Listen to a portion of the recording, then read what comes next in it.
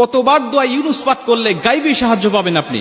আল্লাহ রাসূল সাল্লাল্লাহু আলাইহি ওয়াসাল্লাম তিরমিজি শরীফের বর্ণনা বলেন, 3505 নম্বর হাদিস।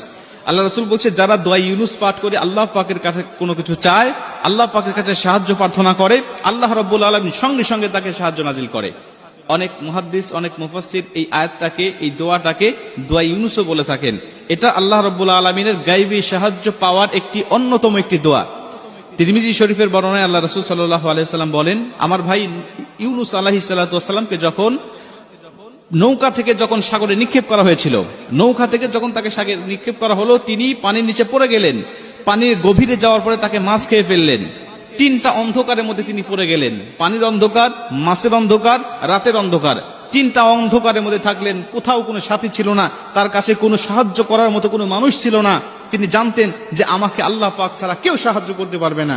তখন ইউনুস আলাইহিস সালাতু ওয়াসসালাম আল্লাহ পাকের কাছে দোয়া ইউনুস পাঠ করতে লাগলেন। তিনি বলতে থাকলেন, লা ইলাহা ইল্লা আনতা সুবহানাকা ইন্নী কুনতু মিনাজ জালিমিন। হে আল্লাহ, তুমি ছাড়া কোনো মাবুদ নাই, তুমি মহান, তুমি পবিত্র।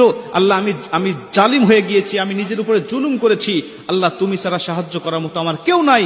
আল্লাহ রাব্বুল আলামিন তাকে মাছের পেট থেকে আল্লাহ পাক তাকে হেফাজত করলেন। আল্লাহ পানির অন্ধকার থেকে তাকে আলোতে নিয়ে আসলেন, রাতের অন্ধকার থেকে আল্লাহ দিনের আলো দিলেন। তিনি মুক্তি হয়ে গেলেন, তিনি আল্লাহ পাকের শুকরিয়া আদায় করলেন।